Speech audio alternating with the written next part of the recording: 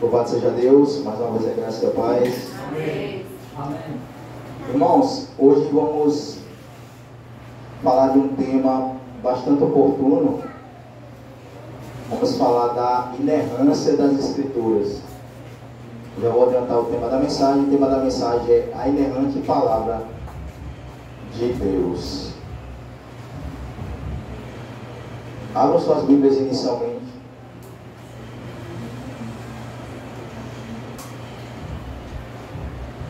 No livro de 2 Timóteo, capítulo 3.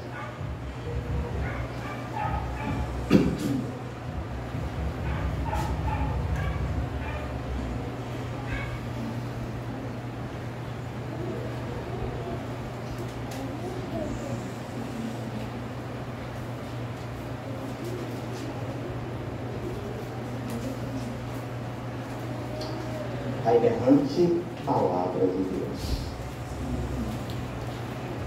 Eu vou introduzir esse tema falando primeiramente sobre, como introdução, sobre os homens,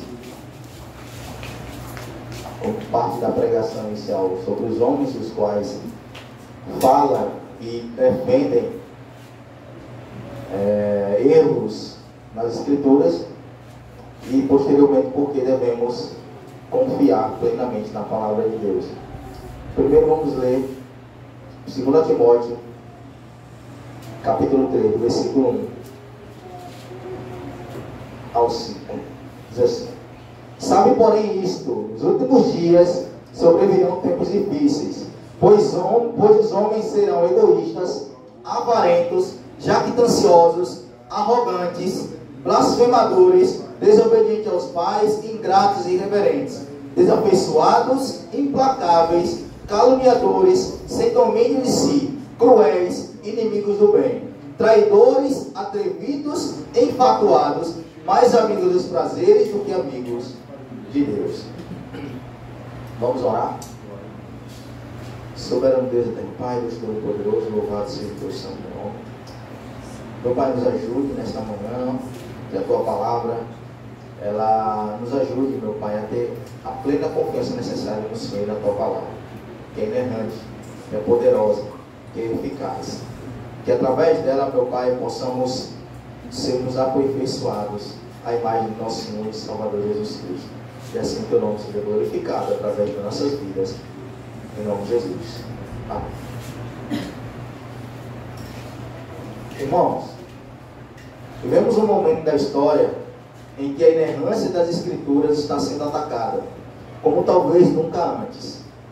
Portanto, se tornou de extrema importância trazer aos corações e mentes dos cristãos a infabilidade das Escrituras, cuja própria infabilidade de Deus está sendo colocada em xeque, já que dizer que a Bíblia é a palavra de Deus e ao mesmo tempo dizer que ela contém erros é dizer que Deus pode errar. Esta verdade sobre a Bíblia está sendo atacada ainda hoje de forma bem mais aberta. Já ouvimos um Papa dizer que a Bíblia precisa ser atualizada, como também pregadores liberais como Ed René Kivitz. Esses líderes usam a Bíblia apenas como meio de adquirir poder e fazer do povo comércio. São descritos aqui em Timóteo capítulo 2, versículo 3. Entretanto, a discussão sobre a inerrância das Escrituras vem de muito tempo atrás. Desde 1970, é claro que Lutero, antes disso, ao defender que a igreja voltasse às Escrituras e abandonasse os ensinos contraditórios papais e de todo o clero religioso da época, estava ali defendendo a Bíblia como única e infalível palavra de Deus. Foram formados pelo menos 15 ensinos sobre a inerrância das Escrituras. Porém, vale a pena aqui comentar apenas dois, porque é o que basicamente eles todos se dividem em apenas dois. São a inerrância plena ou ilimitada e inerrância limitada. Primeiro vamos entender um pouco sobre a inerrância ilimitada. A inerrância ilimitada, a Bíblia é inerrante em materiais de fé, prática, moral, ciência, intenção, propósito e proposições. Contudo, tal inerrância é reservada somente aos autógrafos, ou seja, aos originais, não incluindo as fontes nem as traduções. Julgar o texto por gêneros textuais, acomodação ou contextos históricos e socioculturais seriam subterfúgios para minar a doutrina da inerrância. É a posição de Gleisler e das interpretações escritas na Declaração de Chicago, que foi elaborada em Chicago no ano de 1978, assinada por mais de 300 eruditos. Entre eles, que talvez a gente conheça mais aqui, C.R. Sproul. R.C. Sproul foi um dos eruditos que assinou esse tratado de Chicago, onde defendia a total, ou seja, a inerrância limitada, de que toda a Bíblia não tem erros.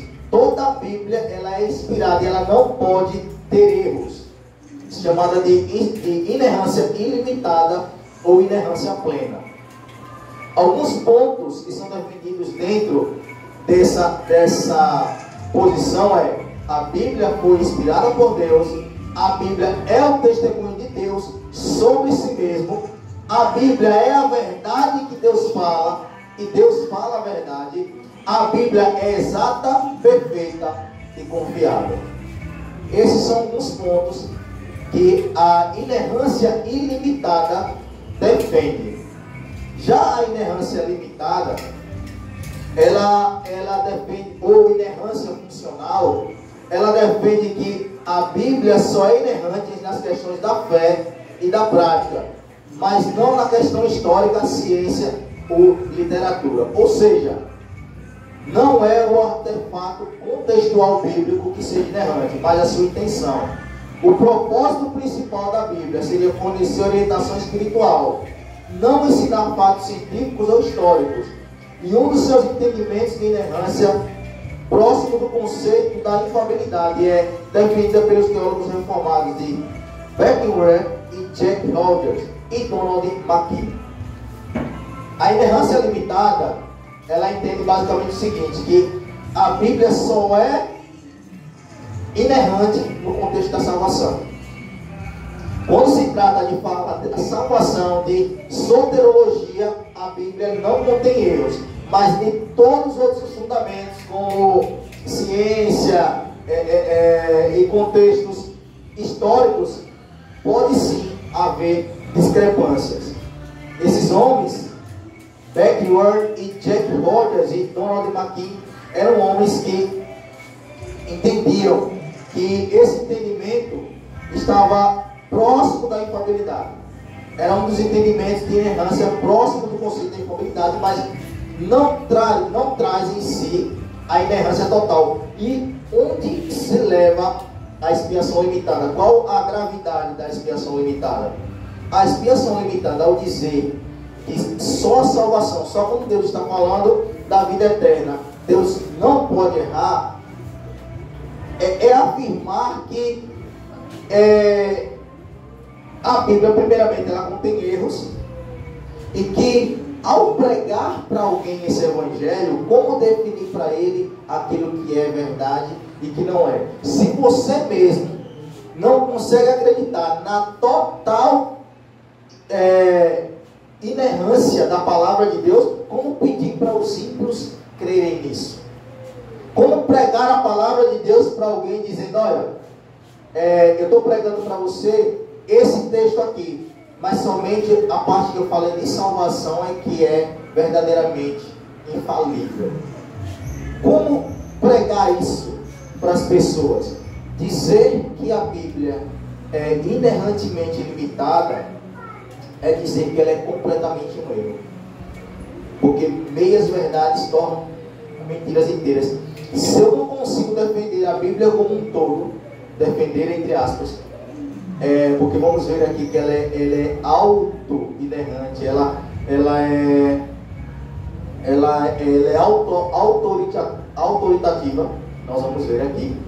Se não conseguimos descrever a Bíblia como ela sendo completamente inerrante, mas dizendo que ao longo do tempo Deus trouxe a palavra, trouxe as escrituras via oral e via escrita à mente e o coração dos homens, devido à sua inspiração, e ele errou nisso, é dizer que o próprio Deus pode errar. Se a palavra de Deus não tem erros, quem errou foi o próprio Deus. Então isso é muito grave e é um ensino que não é aceito pela Igreja Reformada, pela maioria esmagadora da Igreja Reformada tradicional. Quero, irmãos, apresentar aqui com essas palavras desses homens que negam as Escrituras, porque sim, afirmar que há erros nas Escrituras é negá-las.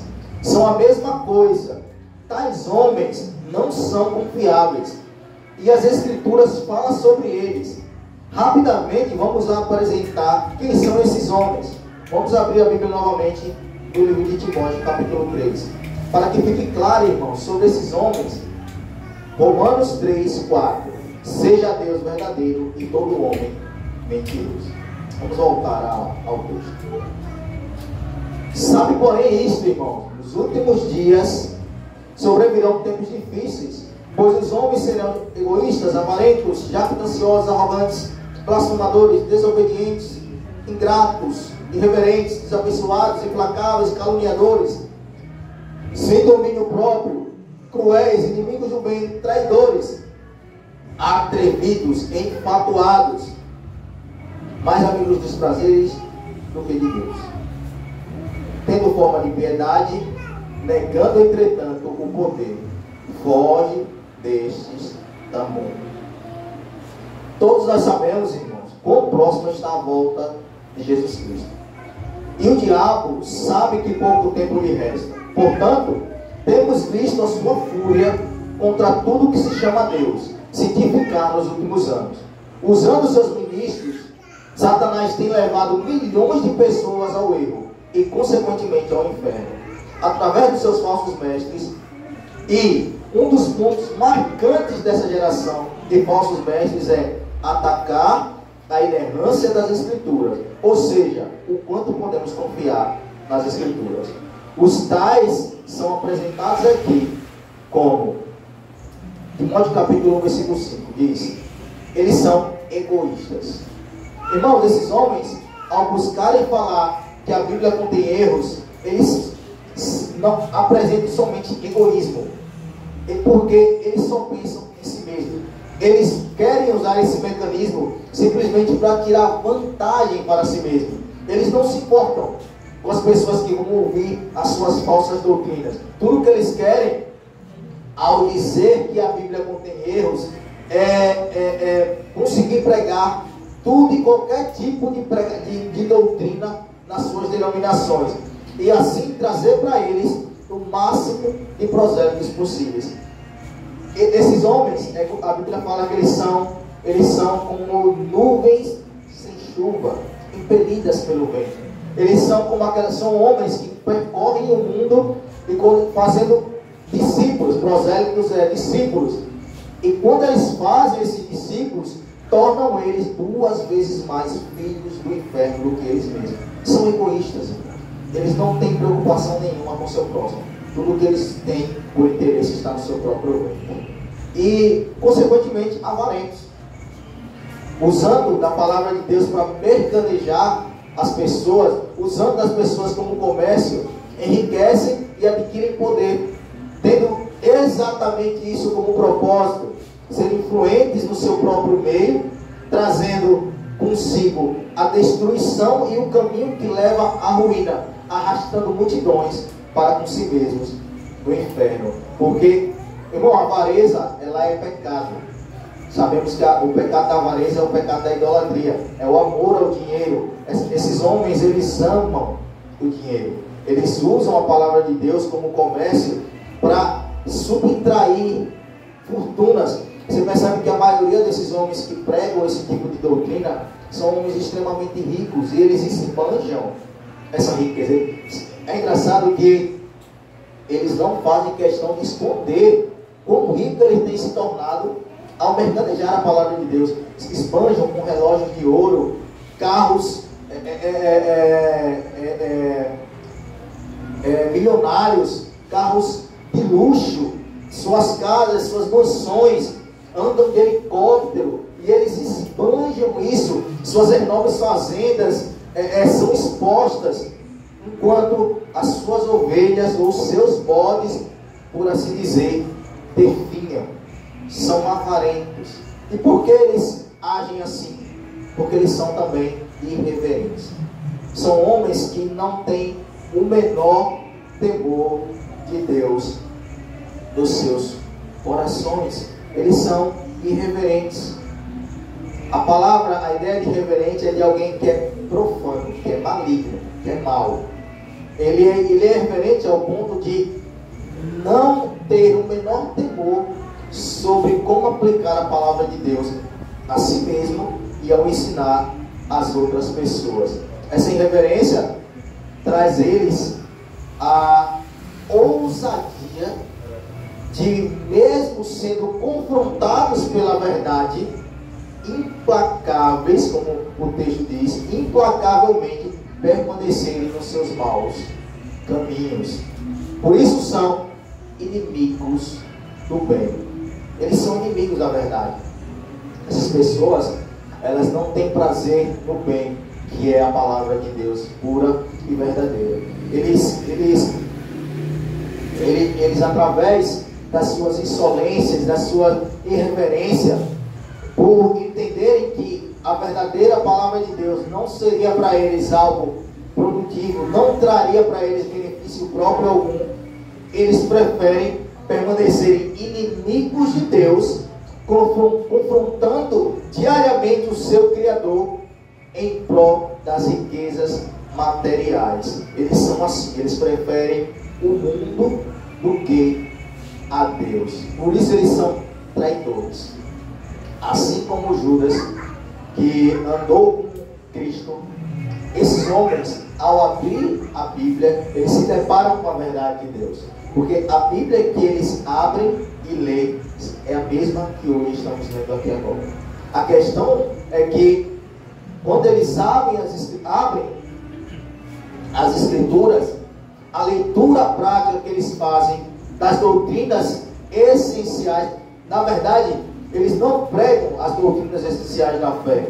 Pelo contrário, eles preferem estar sempre centralizados no que seria o amor de Deus, as bênçãos de Deus aqui nessa terra, se afastando verdadeiramente do que a Bíblia diz sobre acumularmos apenas tesouros no reino de Deus. Esses homens buscam acumular tesouros aqui na terra, traindo o seu Criador em prol dessas riquezas materiais, e para adquirir isso matam a fé de muitas pessoas. Enfatuados. Irmãos, a ideia de enfatuados é de serem arrogantes. Quando você vê esses homens, eles vão já assistir a alguns falando em podcasts. Esse Ed René, por exemplo, mesmo sendo confrontado por homens de Deus, apresentando a interpretação correta das palavras do Senhor, das Escrituras, eles são jactanciosos, eles são altivos, são cheios de si, como se eles tivessem o conhecimento, e que todas as pessoas que não têm esse entendimento da pregação da palavra de Deus, tais homens já pregam doutrinas inclusivas, já apoiam que os homossexuais herdarão sim a vida eterna, sendo eles praticantes do homossexualismo. Porque, irmãos, entenda uma coisa: não é as inclinações homossexuais que é pecado. O pecado é a prática do homossexualismo. A inclinação homossexual é como qualquer outro pecado: mentira, é como o pecado do adultério, é como o pecado da prostituição. Não é o homem que tem inclinações homossexuais, mas luta contra esse pecado, como lutamos contra a mentira, contra a arrogância, contra ser jactanciosos, contra adulterar, contra matar. Não é esse homem ou essa mulher que não herdará a vida eterna, ela herdará sim, porque ela luta contra o seu pecado de forma de viver uma vida santa. Mas o que esses homens pregam é que tais homens e tais mulheres, aqueles que vivem deliberadamente na prática do homossexualismo, muitos deles casados com outros homens, muitas delas casadas com outras mulheres, que essas pessoas que vivem deliberadamente no pecado, essas pessoas são amadas por Deus já como vivem e não precisam mudar. Essas igrejas inclusivas que estão a cada dia crescendo mais no Brasil. Irmãos, não se pode nem... Tem algumas que são famosas, né, como a da pastora Lana Holt, que talvez seja a mais famosa pastora daqui desse país, né, que é uma igreja, inclusive, ela é casada com outra mulher, e você vê que esse tipo de pregação liberal, que a Bíblia descreve como libertina, eles pegam a liberdade de Deus e transformam em libertinagem. Há uma diferença entre liberdade e libertinagem. Liberdade conduz você à obediência a Deus. A libertinagem faz com que você se torne rebelde à bondade de Deus. Você pega a bondade de Deus, distorce e produz pecado. É isso que eles fazem. Por isso eles são enfatuados, são arrogantes, insolentes, cheios de orgulho. Essas pessoas são afastadas de Deus. A Bíblia diz que Deus dá graças aos humildes, mas odeia os soberbos, se afasta deles. Prazeres, amigos, os prazeres do mundo e não de Deus. Para completar, para que o bojo de tudo que já foi falado, você entende que essas pessoas são amigas do mundo. Elas amam os prazeres deste mundo. Todo o interesse deles de viverem luxuosamente, de viverem galardoadamente, de viverem em suas riquezas, em suas fortunas, não se importa. É como, irmão, se cada degrau que esses homens subissem, naquilo que obtém, naquilo que compra, naquilo que ostenta, cada pessoa fosse um degrau que eles pisam para subir, porque eles não amam a Deus. Tudo que eles têm são os prazeres deste mundo. Eles são odiosos, odeiam a Deus e são odiados também por Deus. Agora, irmãos, eu quero mostrar a vocês que a Bíblia é autoritativa. Diferentemente do que a Igreja Católica Apostólica Romana diz, que precisamos da Igreja para autenticar as Escrituras, isso traria um efeito que jamais teria fim. Sendo que se a Igreja fosse o parâmetro para a autenticação das Escrituras, se faria necessário que alguma coisa autenticasse aquele que autentica as Escrituras. E isso sempre correria para trás. O que eu estou tentando dizer? Vamos supor, se a Igreja Católica Apostólica Romana fosse o poder para autenticar a Bíblia, alguém deveria dizer: e quem autentica a autoridade da Igreja Católica para autenticar a Bíblia?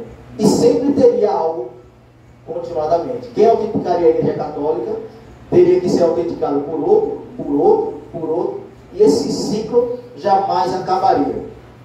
Então nós não precisamos da Igreja Católica Apostólica Romana para defender a autoridade das Escrituras. Eu até estava ensinando para um colega de trabalho ontem sobre isso, sobre a Igreja Católica afirmar que ela está acima da Bíblia. A Igreja Católica afirma que ela está acima.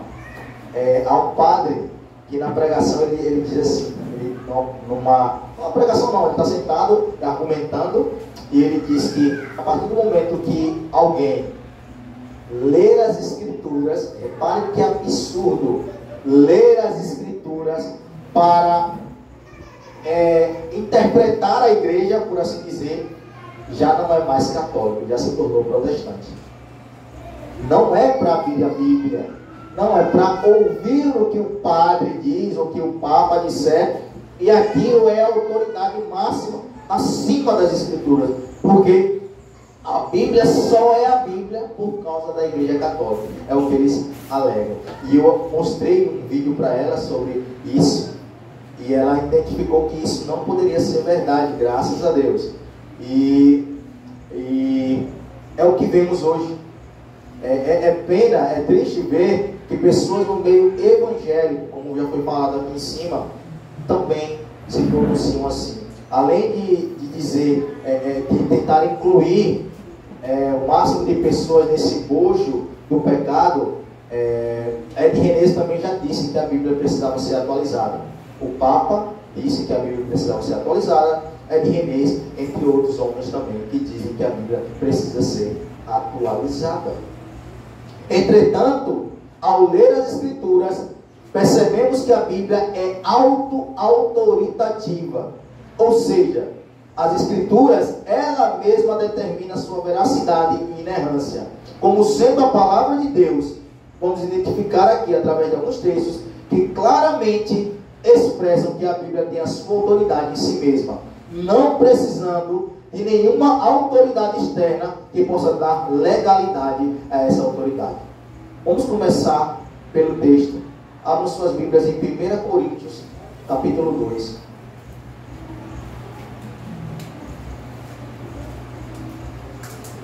Os irmãos entenderam?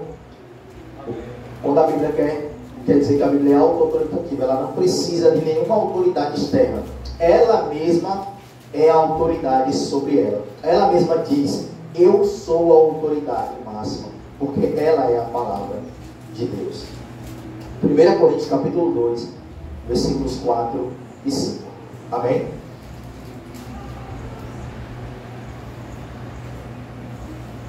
Depois eu vou indicar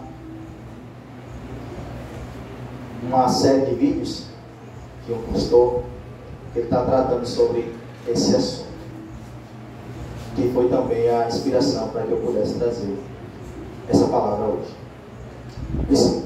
1 Coríntios capítulo 2, versículo 4 e 5 diz assim: a minha palavra, a minha pregação não consiste em linguagem persuasiva de sabedoria, mas de demonstração do Espírito e poder, para que a vossa fé não se apoie em sabedoria humana, e sim no poder de Deus. Amém. O apóstolo Paulo, ele estava defendendo aqui o seu ministério. E para defender o seu ministério, Paulo disse que a palavra que ele trazia não era de elucidação humana, não vinha da mente do homem, mas de Deus. Quando Paulo diz assim, olha, a minha pregação não consistia em linguagem persuasiva de sabedoria, ou seja, na eloquência das palavras. Você percebe que os falsos mestres, eles usam muito desse artifício, da eloquência, né? Da articulação das palavras, para persuadir as pessoas. Paulo, ao contrário disso, ele vai dizer, olha, não, toda a minha pregação consiste no poder de Deus. A minha palavra, a pregação que trago é a palavra do próprio Deus. Não são palavras humanas. É isso que o apóstolo Paulo está tentando dizer aqui. Está dizendo aqui. Não em sabedoria, mas em demonstração do Espírito e poder, para que a vossa fé não se apoie na sabedoria do homem, ou seja, em palavras humanas, mas no poder de Deus, que é o que eu tenho trazido.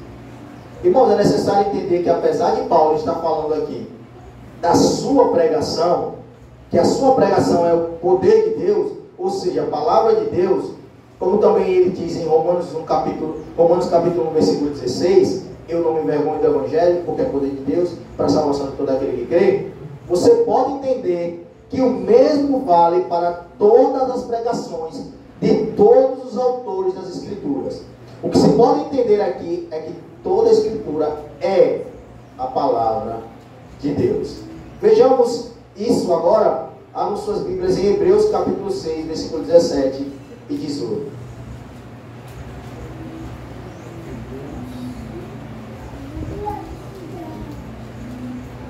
Hebreus 6, versículos 17 e 18. Toda a Bíblia é a palavra de Deus. Ela não contém a palavra de Deus. Esses homens que dizem que a Bíblia contém erros, eles dizem que eles não afirmam que a Bíblia é a palavra de Deus. Eles dizem que a Bíblia contém, ou seja, contém trechos que é a palavra de Deus e outros que, ou seja, uma parte é inspirada e outra não. Seria a própria inerrância limitada. Hebreus 6, 17 e 18 diz assim: por isso Deus, quando quis mostrar mais firmemente aos herdeiros da promessa a imutabilidade do seu propósito, interpôs com juramento, que, mediante duas coisas imutáveis, nas quais é impossível que Deus minta. Quero, irmãos, que vocês prestem e lembrem desse texto. Quero que vocês prestem atenção e lembrem desse texto. Primeiro, a palavra de Deus é imutável para aqueles que dizem que a Bíblia precisa ser atualizada. Segundo, Deus não pode mentir. É tão poderosa a palavra de Deus que ao jurar sobre as suas promessas, ele jura sobre ele mesmo, sendo ele a autoridade suprema de todas as coisas, não havendo nada maior pelo que ele pudesse jurar, jura por ele mesmo a autenticidade da sua palavra. Lembre disso, porque ainda vamos falar sobre esse texto mais à frente. Quero que os irmãos abram a Bíblia agora no Evangelho de João, Evangelho segundo João, capítulo 8, versículo 32, texto conhecido de todos nós.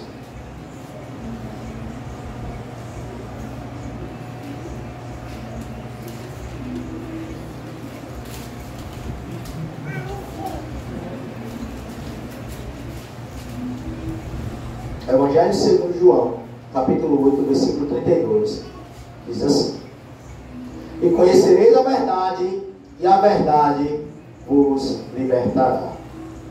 Irmãos, João 8,32, Jesus expressa claramente que Ele é a verdade, que Ele é a verdade, e a sua palavra é a verdade. Conhecê-la é libertar-se, e todos aqueles que a desconhecem estão presos, escravizados pelos pecados, mortos em seus delitos. A compreensão profunda da palavra de Deus, como revelação do mesmo, expressa que você foi liberto da cegueira espiritual trazida pelo pecado, a qual permanece sobre todos aqueles que não compreendem essa verdade, distorcendo os ensinos das Escrituras, trazendo palavras que não produzem salvação ou libertação. Das palavras não passam de jactância, pura vaidade do coração humano. Somente a palavra de Deus, que é pura e verdadeira, como está escrito no próximo texto que vamos ler. Abram suas Bíblias em Salmos, capítulo 12, versículo 6. Somente a palavra de Deus, que é pura e verdadeira, pode trazer a libertação e a salvação do homem.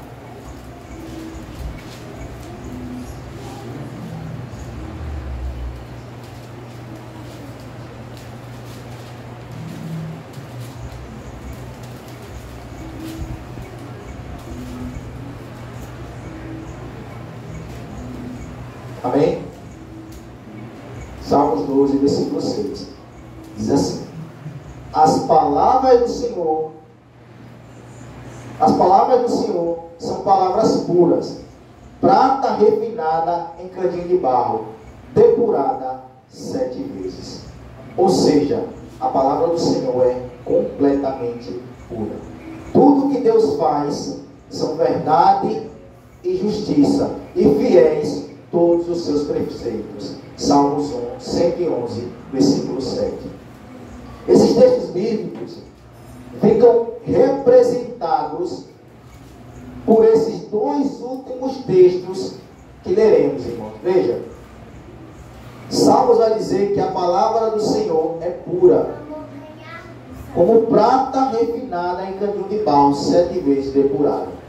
A ideia de 7 vezes a ideia de que ela é totalmente pura. A palavra de Deus, ela não tem resquícios de mácula. Ela é completamente perfeita, ela é pura, ela é apta assim do seu início ao fim, de Gênesis a Apocalipse, para que todo homem e toda mulher cresça perfeitamente à imagem de Jesus Cristo. Tudo que Deus faz são verdade e justiça, e fiéis todos os seus preceitos. Salmos 111, 7. Tudo que Deus faz é verdade e justiça. Tudo. E fiéis todos os seus preceitos. A Bíblia é obra de Deus. Toda a Bíblia é obra de Deus. Então, como pode a Bíblia descrever que a palavra de Deus é pura e que todos os seus preceitos são verdade e justiça, e as pessoas assim afirmarem que esse mesmo Deus cometeu erros ao inspirar a sua própria palavra? Esses textos que acabamos de ler, eles ficam sim representados pelos últimos 2 textos que vamos ler. Abra suas Bíblias em 2 Pedro, capítulo 1.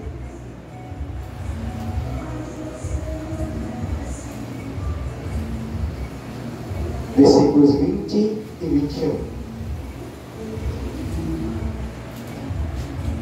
Eu acho que esses 2 textos, eles abraçam todos os outros textos que a gente leu aqui. Eles representam o que foi pregado aqui. Todos os outros textos que foram abertos para falar sobre a inerrância das Escrituras são expressados, são representados por esses 2 textos que leremos. 2 Pedro, capítulo 1, versículos 20 e 21, diz assim: sabendo primeiramente isto, que nenhuma profecia da Escritura provém de particular elucidação, porque nunca, jamais, qualquer profecia foi dada por vontade humana. Entretanto, homens santos falaram da parte de Deus, movidos pelo Espírito Santo. Irmãos, é obviamente que nesse ponto da pregação, não por nada em mim mesmo, mas pelo poder de Deus, acredito que se em algum momento a afirmação de tais homens sobre a inerrância das Escrituras deixou alguma dúvida sobre a impossibilidade de haver erro nas Escrituras, e se o Espírito Santo falou no coração de vocês através de sua palavra, certamente tal nuvem se dissipou, pela afirmação da própria Escritura sobre ela ser revelação de Deus para o homem. Ou seja, Deus revelando Ele mesmo para nós. Como poderia um Deus que é onipotente, onipresente e onisciente errar na revelação de si mesmo? E sobre tudo quanto está sob o seu controle. Tudo como nós estamos cansados de saber, tudo, absolutamente tudo, está sob o controle de Deus, que inspirou de forma inerrante a sua palavra, como está escrito no último texto que vamos ler. Irmãos, Pedro vai expressar aqui que nenhuma profecia provém de particular elucidação, ou seja, não veio da própria investigação do homem. Eu fui lá e entendi que a profecia, eu li em algum lugar, eu busquei em algum lugar essa profecia que agora eu prego. Nós vemos isso muito hoje. Muitas profecias de elucidação humana, mas elas são falsas. É leitura de CPF, assim diz o Senhor, sem que Deus tenha dito. Nós vemos muito isso em muitas igrejas. Pessoas que falam em nome de Deus, que trazem profecias que não estão de acordo com a palavra de Deus. Mas quando se trata das Escrituras, que é isso que Pedro está falando, a profecia falada aqui é tudo que Deus falou através dos seus servos. Ou seja, Pedro está dizendo que tudo que foi falo de Deus para o homem não veio diretamente dele mesmo, mas Deus trouxe da parte dele mesmo para que viéssemos a conhecer. Por isso, nunca, jamais, nenhuma profecia foi dada por vontade humana. Entretanto, homens santos falaram da parte de Deus, movidos pelo Espírito Santo. Ou seja, Paulo, Pedro, Jeremias, Isaías, Elias, Moisés, Josué, Abacuque, os salmistas, Salomão, e todos esses homens foram movidos, ou seja, inspirados por Deus para trazer as palavras que estão escritas nas Escrituras. Não vieram da sua própria vontade aquilo que eles escreveram, mas movidos pelo Espírito Santo, trouxeram a palavra de Deus a cada um de nós, desde aquela época até hoje. A palavra de Deus, ela é imutável, como a gente leu já aqui. E o que isso impacta em nós? Primeiro, que a Bíblia não precisa ser atualizada, ela não precisa ser mudada. E que segundo, ela permanece válida para sempre. Ele disse: passarás os céus e a terra, mas as minhas palavras não passarão. Então, a palavra de Deus que foi trazida através desses homens santos, homens movidos pelo Espírito Santo, não somente ela é infalível, como ela é válida para todos os tempos. Ela era válida antes de Cristo, ela era válida no primeiro século, no período de Cristo, e continua válida até hoje, e permanecerá válida por toda a eternidade. Porque quando Jesus disse que a palavra dele não passará, está falando da palavra que permanecerá nele mesmo e nos eleitos que habitarão por toda a eternidade nos céus. Essa palavra é eterna. O que acontecerá, na verdade, é que ela ficará ainda mais profunda em nós naquele grande dia. E o texto que vamos ler agora, junto com Pedro, junto com o texto que lemos agora aqui, eles são a representação de cada texto. Há outros textos que falavam sobre a inerrância das Escrituras. Toda a Bíblia, como eu falei, ela é auto-autoritativa, ela expressa a sua autoridade em si mesma. Mas nesse texto que vamos ler especialmente, ele deixa isso explicitamente claro. Eu fico imaginando o que essas pessoas pensam, essas pessoas que defendem a inerrância das Escrituras, que defendem a limitação da inerrância das Escrituras, quando leem 2 Timóteo, que é o texto inicial que a gente começou. Vamos voltar lá para 2 Timóteo, capítulo 3.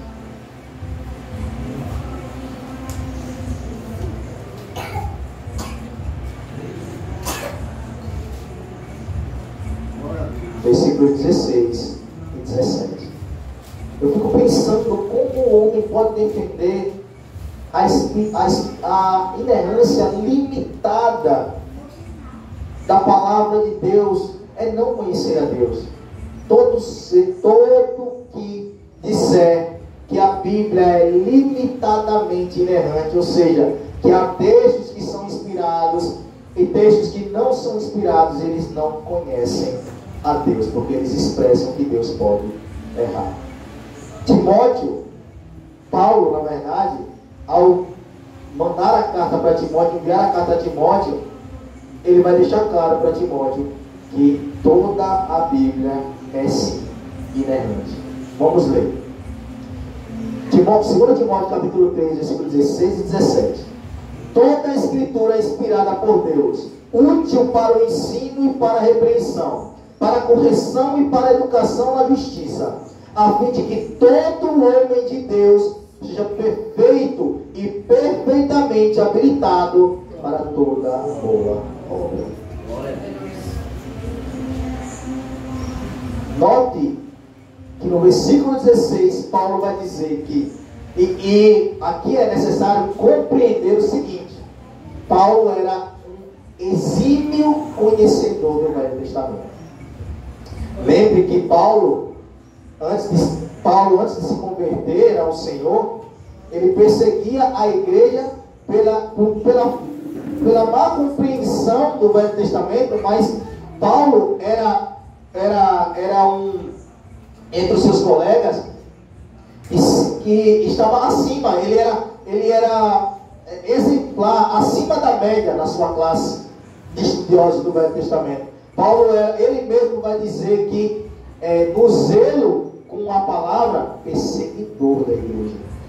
Referente ao zelo quanto às escrituras, ou seja, Paulo ali está falando do Velho Testamento, ele está dizendo assim: quanto às escrituras, quanto ao zelo, perseguidor.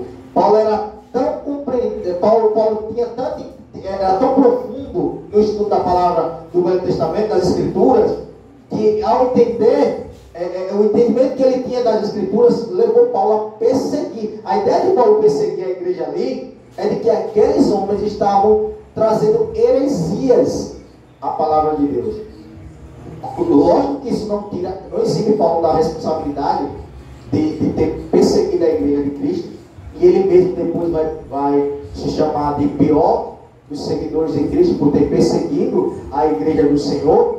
E quando ele conhece o evangelho que foi dado a Paulo pelo próprio Cristo, ele mesmo vai dizer que não, depois que se converteu, não procurou nenhum dos outros apóstolos, mas recebeu do próprio Jesus. O próprio Cristo ensinou o apóstolo Paulo as santas escrituras pelas quais ele, inspirado, trouxe aqui. E nessa inspiração, Paulo vai dizer que toda a escritura é inspirada por Deus, não só uma parte dela, não só o que se refere à soteriologia, não somente o que se refere à salvação, mas de Gênesis a Apocalipse, toda a Bíblia é inspirada por Deus. Através dela, irmãos, conseguimos nos aperfeiçoar, crescer a imagem de Jesus Cristo, somente através do Evangelho de Deus. E irmãos, quando Paulo diz que toda a Escritura é inspirada, nós lemos lá sobre a expiação ilimitada, que quando falamos que a Bíblia não contém erros, não estamos falando, por exemplo, do que você tem aí na mão agora, por assim dizer. A defesa da inerrância das Escrituras está nos manuscritos, não nas traduções ou nas interpretações humanas. Na hora, Lutero, se eu não me engano, Lutero dizia que, eu não lembro se foi Lutero, que ele dizia que cada homem que traduziu a Bíblia na sua linguagem era um traidor, por entender que ele poderia trazer erro ao que é inerrante. Eu só posso trair algo se eu não sou fiel àquilo. Se eu sou fiel, eu não sou traidor. A ideia de traidor, claro que não é no mau sentido, mas no sentido de que ao transliterar a Bíblia, por exemplo, o próprio Lutero, ele traduziu a Bíblia para o alemão, ele traduziu a Bíblia. Então, a ideia de trair era que ele podia trazer erros na palavra, mas não, e ainda assim, no que abrange o que quer dizer, eu acredito que ainda assim não teria erros. Mas a defesa da inerrância das Escrituras são nos originais, são nos manuscritos, são nos autógrafos, são os originais escritos por cada um de Deus. E nós temos milhares, por todas as religiões do mundo inteiro, de todo o arcabouço literário de qualquer religião ou de qualquer pessoa, nenhum se compara ao acervo que a Bíblia tem de originais achados, documentos oficiais que comprovam as Escrituras. Nenhum tem. Eu esqueci o nome do segundo livro que teria documentos oficiais. não chegam nem perto, se eu não me engano são 300 e alguma coisa, esqueci, é a Odisseia de, esqueci o nome do rapaz agora, não vou lembrar, mas o segundo livro com mais documentos oficiais não chega nem próximo do que temos de documentos oficiais achados sobre as Escrituras. Tem pessoas que acreditam em Aristóteles, em Platão, e não creem na veracidade das Escrituras. Mas quando você vai pegar o que temos desses homens e o que temos das Escrituras sobre conhecimento, eu consigo me aprofundar mais sobre o que isso fala sobre isso do que o que estão falando sobre aquilo outro. Nós temos muito mais conteúdo sobre a palavra de Deus do que sobre esses homens. Então não há lógica, a não ser que o pecado cega o entendimento dessas pessoas para não crer no Evangelho. Mas, irmãos, para finalizar, toda a Bíblia é inspirada. Você pode confiar completamente na palavra de Deus. Quando você abrir a sua Bíblia, você pode confiar, sim, que ela é a regra de fé e prática para a sua vida, e que ao aplicar ela na sua vida, você estará aplicando, sim, a vontade de Deus. Quando você vê algumas pessoas, ou qualquer um, defender que a Bíblia contém erros, como muitas pessoas para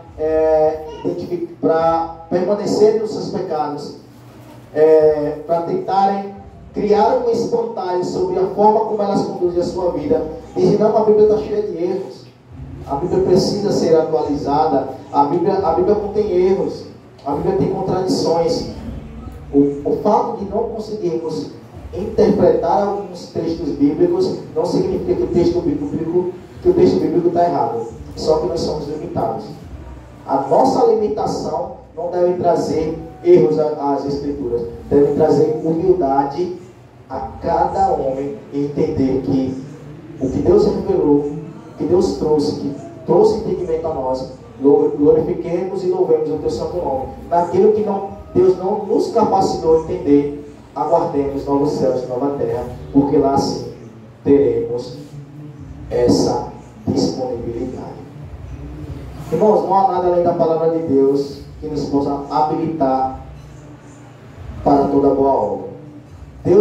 Deus traz a sua palavra, que é poderosa e infalível. Ela nos tem aperfeiçoado até a volta de Cristo. Como também plenamente teremos a palavra que já nos foi revelada, muito mais de Deus, que no seu infinito ser nos dará a conhecer dele por toda a eternidade. Ou seja, nós já estamos sendo aperfeiçoados por essa palavra, mas na plenitude dos tempos, quando Cristo voltar, essa palavra que já nos foi revelada, nós teremos ela plenamente. Aquilo que é oculto ainda aos nossos corações nos será habilitado quando tivermos corpos glorificados. E a partir daí, continuaremos a conhecer do ser de Deus mais e mais a cada dia durante a eternidade, porque Deus é infinito. Deus nos dará a conhecer dele por toda a eternidade. A sua palavra infalível, inerrante e eficaz fará isso. Amém? Sólida outra.